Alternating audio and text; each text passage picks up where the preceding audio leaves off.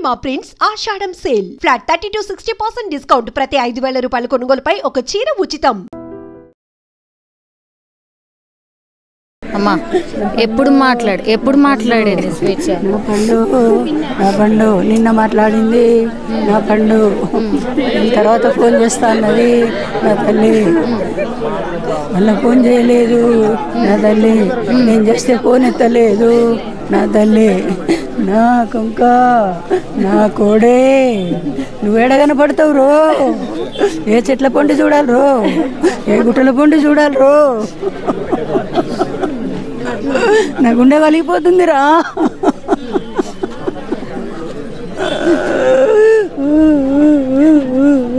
అమ్మ ఏమన్నా బాధ ఉన్నట్టు కానీ నాకు కష్టం అవుతుంది అని కానీ ఏమన్నా చెప్పిందా? అలాంటివి నాకు ఏం చెప్పలేదండి.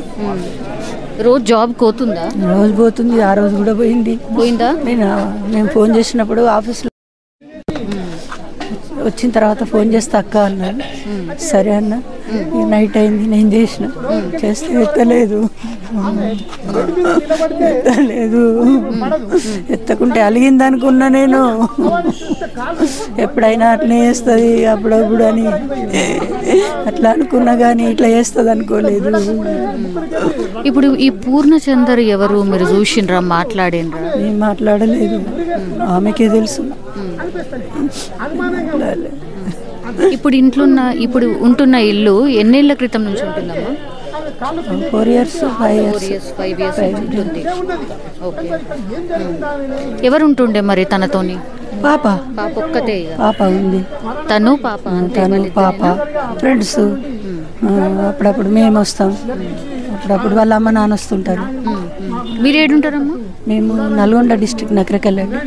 మా దగ్గరనే పెరిగింది చిన్నప్పటి నుంచి. 4 నెలల పాప. వాళ్ళ ఉద్యమంలోకి వెళ్ళిపోతే మా దగ్గర ఇచ్చిపోయారు. మేమే పెంచినాం, మేమే ఇంత దాన్ని చేసినాం. మా పేరు నిలుపుకోలేదు, మా పేరు నిలిపకపోయి.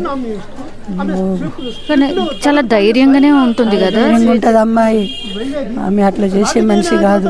మరి ఎట్లా జరిగిందో ఏమో తెలియదు. ఆమె అట్లా చేసుకోదు, అప్పటికే చేసుకోదు. స్వేచ్ఛని లాస్ట్లో మీరు ఎప్పుడు చూసారు, ఎప్పుడు మాట్లాడారు? స్వేచ్ఛ నాకు 26 నాడు మధ్యాహ్నం నాకు ఫోన్ చేసింది. నాన్న పూర్ణచంద్ర నేను విడిపోతున్నాము, నువ్వు వెంటనే వచ్చి మాట్లాడాలి నాన్న అని నాకు మధ్యాహ్నం ఫోన్ చేసింది. 26 నాడు మధ్యాహ్నం. నేను మీటింగ్లో ఉండింటి.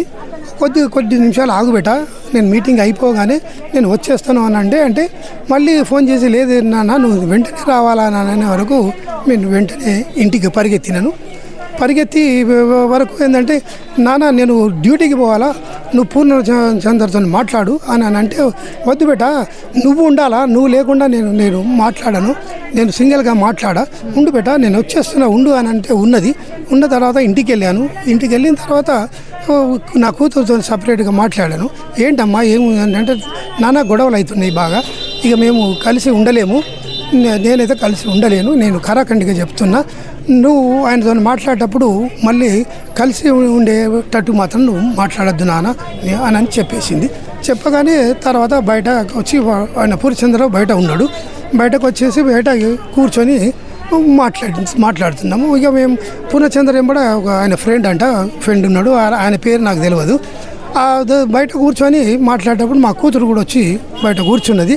ఇక వాడు నాతో మాట్లాడుతున్నా ఏంటంటే వాడు మేము 5 సంవత్సరాల నుండి కలిసి జీవిస్తున్నాము, నేను 3 సంవత్సరాలు ఆమె వెంటబడి నేను ఏంటంటే ఆమెను కలిసి జీవించడానికి ఒప్పించుకొని మేమిద్దరం కలిసి ఉంటున్నాము అని చెప్పిండు. 4 సంవత్సరాల నుండి సపరేట్ రూమ్ తీసుకొని ఉంటున్నారు.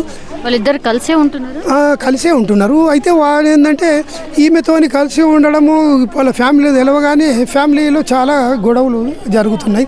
ఆమె కూడా భార్య ఊరుకుంటలేదు. ఏ భార్య ఊరుకోదు. ఆమె ఏడవడం చేయడం, ఆమె కూడా నేను సూసైడ్ చేసుకుంటాను అనడము అవన్నీ జరుగుతున్నాయట అక్కడ. తర్వాత వాళ్ళ భార్య అక్కడ బంధువులు వచ్చి కూడా వీళ్ళు కొట్టిండ్రు అని వాడు మొన్న ఆయన చెప్పిండు నాకు. వాళ్ళు నన్ను బాగా కొట్టిండ్రు, నన్ను టార్చర్ పెడుతున్నారు, నేను బంధువులతో వాళ్ళతో కూడా నేను ఏది వాళ్ళు అడిగే వాటికి నేను చెప్పలేకపోతున్నా. నాకు చాలా కష్టమవుతున్నది. అయినా కూడా నేను కలిసి ఉన్నప్పటికీ కూడా ఏంటంటే మళ్ళీ మా ఇద్దరి మధ్యలో గొడవలు అవుతూ ఉన్నాయి. ఇక మేము ఇప్పుడు ఉండలేము అని అనేసి వాడు చెప్పిండు. వాడు చెప్తూనే వాడు అట్లా చెప్పి తర్వాత ఇక నేను వాడిని అన్న మందలించిన, నువ్వు డబ్బు చూసుకొని మదం ఎక్కిన వాళ్ళు లెక్క వ్యవహరిస్తున్నాం. నీకంటే డబ్బు ఉన్న వాళ్ళు చాలామంది ఉన్నారా. నీ డబ్బు అందరికి వేరే వాళ్ళ లెక్కలోకి తీసుకుంటే లెక్కలోకి రాదురా. నువ్వు డబ్బు మదం ఉందని ఎంతమంది జీవితాలను నాశనం చేస్తావురా, ఎంతమంది అమ్మాయిలను నాశనం చేస్తావురా. నీ చరిత్ర అంతా తెలుసురా నాకు. కానీ నేను మాట్లాడుతుంటే నా కూతురు వద్దన్నది. నువ్వు మాట్లాడుతుంటే నాన్న నేను చనిపోతాను అని అన్నుంటే నేను ఆగినాము. మన స్వేచ్ఛకి 2 మ్యారేజెస్. అవును, ఫస్ట్ ఒక మ్యారేజ్ అయింది. అది మేము సీడీలు క్యాసెట్లు తెలంగాణ తర్వాత విప్లవం తయారు చేసేవాళ్ళము. అక్కడ మాధవ నగర్ అంటేనేమో అక్కడ స్టూడియో ఓనర్ కొడుకు ఆపరేటరు. ఇక్కడ వీళ్ళు పోయినప్పుడు ఆయన ఇంటర్మీడియట్ చదివి ఉండి ఈమె డిగ్రీ చేస్తుంది. అప్పటికి సెకండ్ ఇయర్లో ఏమో ఉన్నది. ఆయనను ఇష్టపడితే మేము చెప్పినాము, బిడ్డ నీకు తగడు, నువ్వు జర్నలిజం చేస్తున్నావు, నువ్వు పబ్లిక్లోకి పోయేటోడు. ఆయన ఉదయం నుండి సాయంత్రం దాకా స్టూడియోలో ఉంటాడు. అట్లా ఉండేటానికి కుదరదమ్మా. నువ్వు ఒకవేళ చేసుకుంటావా, నువ్వు పీజీ కంప్లీట్ అయినాక నీ కాలమే నువ్వు నిలబడ్డ తర్వాత చేసుకోవాలి బిడ్డ, ఇప్పుడు తగదు అని చెప్పితే వినకుండా ఇంటికి వెళ్ళి పారిపోయి అని చేసుకున్న తర్వాత ఒక 15-20 రోజులు వెతికి ఇక నేనైతే అడ్డం పడిపోయినాను. ఇక తర్వాత అడ్రస్ తెలిస్తే నేనే రప్పించేసాను. వాళ్ళు సపరేట్గా రూమ్ తీసుకొని ఉన్నారు. మళ్ళీ వాళ్ళ పిల్లల తండ్రి ఇక నేను చంపేస్తానని మాట్లాడిండంట. అయితే అక్కడ స్టూడియోలో ఆపరేటర్ వాడు లేకుండా స్టూడియో నడవదు. స్టూడియో మూతపడితే మళ్ళీ తండ్రి వాడు నా ఇంటికి రావద్దు కానీ స్టూడియోకి వస్తే నేను వాడికి జీతం ఇస్తా అని అంటే, మరి పోవన్నా మామయ్య అని అంటే పో అని చెప్పినాం. ఎందుకంటే రిలేషన్ అవుతుంది, పెరుగుతుంది, పో అని అంటే అట్లా కొంతకాలం పోయిండు.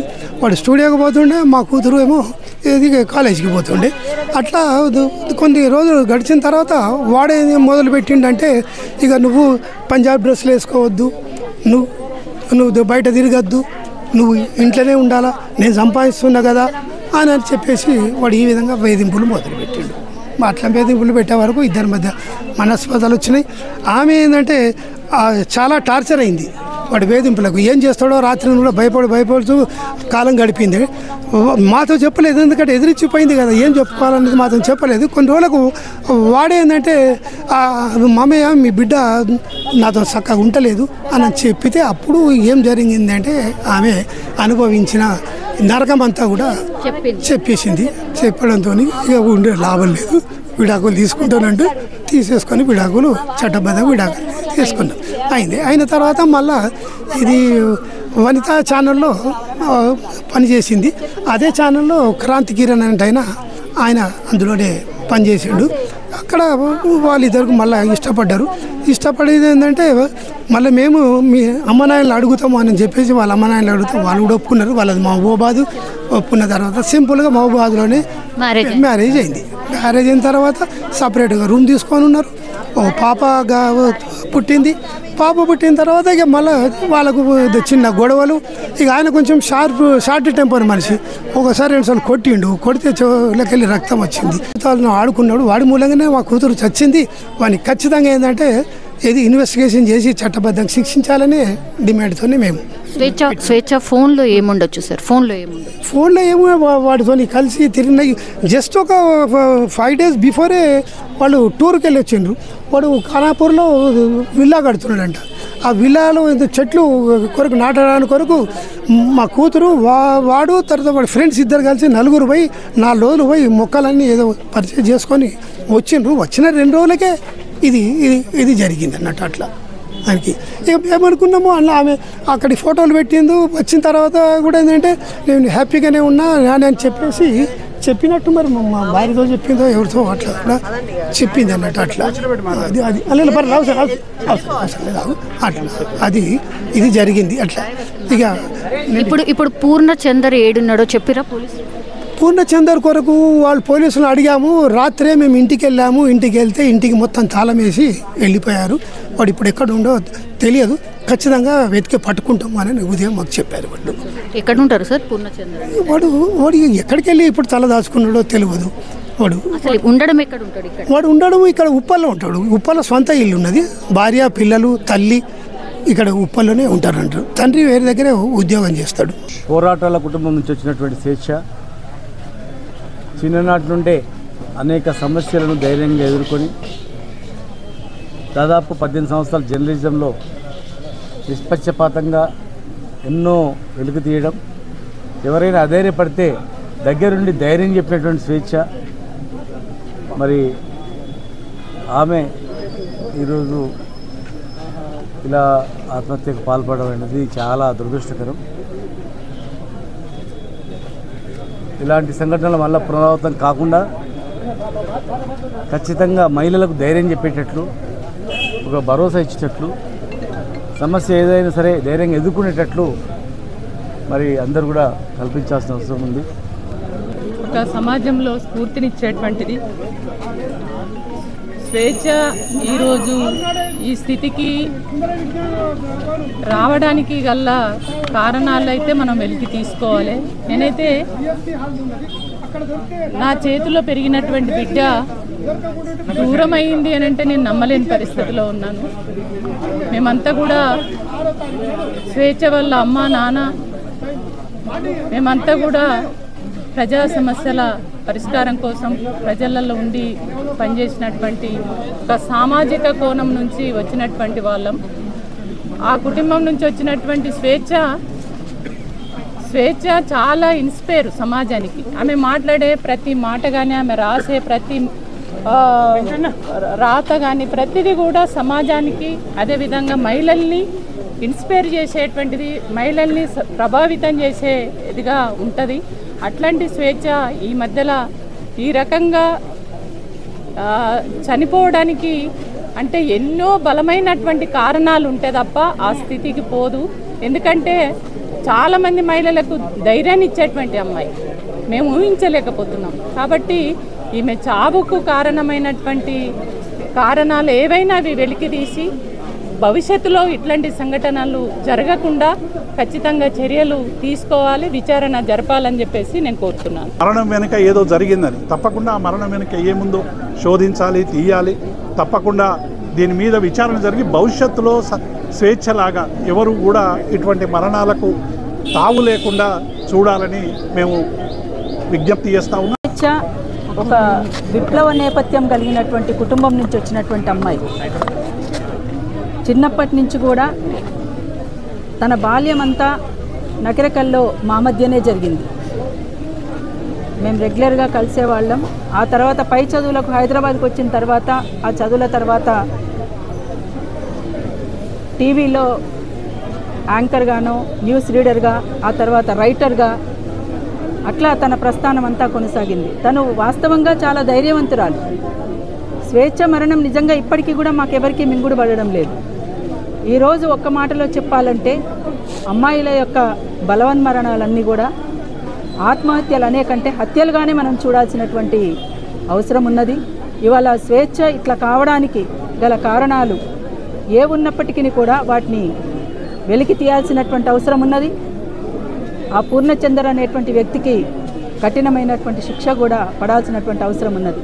అట్లనే మరొక స్వేచ్ఛలాగా మరొక చావు అనేటువంటిది కనబడకుండా ఉండే విధంగా ఒక సామాజిక బాధ్యతగా ప్రతి ఒక్కరు కూడా ఆలోచించాల్సినటువంటి అవసరం ఉంది.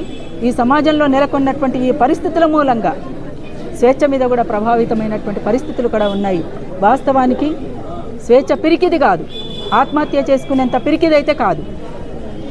అందుకనే మాకందరికీ కూడా ఏ ఒక్కరికి ఒక్క మాట, మాకెవరికి ఒక్క మాట చెప్పుకున్నా దానికి సంబంధించినటువంటి అంశంలో ఎవరమైనా సరే చావకుండా ఆపగలిగేటువంటి అవకాశం ఉండేదేమో అనేటువంటిది మాకందరికీ అనిపిస్తున్నటువంటిది.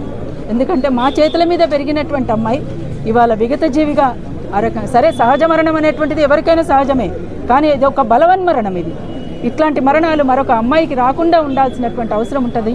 ఆ రకంగా ప్రభుత్వం కూడా చర్యలు తీసుకోవాల్సినటువంటి అవసరం ఉంటుందని మేము కోరుతాము.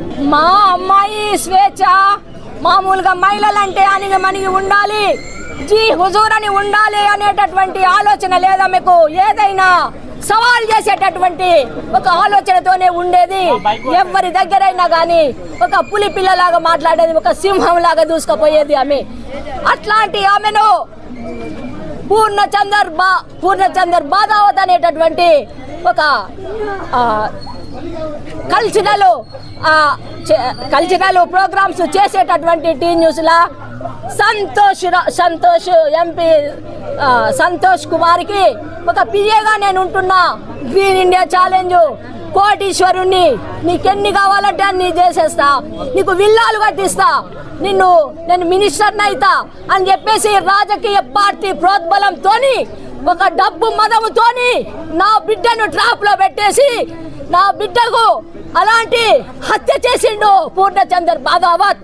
ఆయనను కఠినంగా శిక్షించాలి అని చెప్పేసి నేను కోరుకుంటున్నాను. ఇంకా ఏ మహిళలను, చాలా మంది మహిళల్ని ఆయన చాలా మంది ట్రాప్ లో పెట్టి ఆయన చాలా మంది జీవితాలను నాశనం చేసిండు. కాబట్టి ఏ రాజకీయ ప్రోద్బలం ఉన్నా సరే మొత్తం జర్నలిస్టులంతా కూడా మీకు ఒక జర్నలిస్టు సింహమే అందరికీ క్లాసులు చెప్పేది, మహిళా జర్నలిస్టులకు మీటింగులు పెట్టి క్లాసులు చెప్పేది, వాళ్ళు పరిష్కారం చెప్పేది. ఆమె ఎన్నెన్ని పుస్తకాలు చదివింది, నేను కూడా చదవలేదు అన్ని పుస్తకాలు. ఆమె అమ్మా నువ్వు ఎందుకు భయపడతావు, నేను అన్ని అది నేను చూసుకుంటా కదా అని చెప్పేసి నాకే ధైర్యం చెప్పినటువంటి ఆ అమ్మాయిని ట్రాప్ చేసి ఆమె జీవితాన్ని ముగించేలా వాడు చేసిండు. వాడే హంతకుడు, వాడు హంతకుడు అని చెప్పేసి ఇవన్నీ కేసు పెట్టి ఇవన్నీ శిక్షించాలి, వాడిని జైలుకు పంపాలి. ఇంకా వానికి మద్దతు ఇచ్చినటువంటి ఎవరైనా ఉన్నా సరే వాళ్ళందరినీ కూడా శిక్షించాలని చెప్పేసి, అలాంటి వాళ్ళ పట్లన అందరూ మహిళలందరూ కూడా అప్రమత్తంగా ఉండాలి, మెలకువతోని ఉండాలి. ఎంత ధైర్యం ఉన్నా సరే వాళ్ళను కూడా ట్రాప్లో పెట్టేటటువంటి తెలియపరులు, మోసగారులు ఈ పితృస్వామిక సమాజంలో ఉన్నారు. కాబట్టి అందరూ కూడా అలర్ట్గా ఉండాలి, మెలకువగా ఉండాలి. ఆమె ఎప్పుడు కూడా ఎవరికి తల వంచలేదు ఆమె. కాబట్టి ఆమె అంటే చాలా మందికి కోపం ఉంటుంది, అమ్మో ఆమె అంటే ఇట్లా మాట్లాడేస్తుంది అని చెప్పేసి. అందుకోసమే ఎవరైనా సరే మాట్లాడే దాంట్లో మనము ముందుకు పోవాలి. నిజంగా ప్రస్తుతం ఉన్నటువంటి సమాజం దేనికి ప్రయారిటీ ఇస్తుంది? ఆర్థిక సంబంధాల చుట్టూ మాత్రమే తిరుగుతుంది. మళ్ళీ ఎన్నికలంగానే చాలా విరక్తి కలుగుతాం. మంచి అనిపిస్తుంది కదా, లేడీస్ కూడా ఛాలెంజింగ్ జాబ్స్ చేసినప్పుడు చాలా బాగుంటది. ట్రాఫిక్ అసిస్టెంట్స్ గా నియమించిన ట్రాన్స్జెండర్స్ అందరితో సాల్యూట్ చేయించుకుంటున్నారు. ఫుడ్ డెలివరీ ఇవ్వటానికి వెళ్ళినటువంటి డెలివరీ బాయ్ అనిల్ పై కళ్ళ ముందు పెళ్ళండి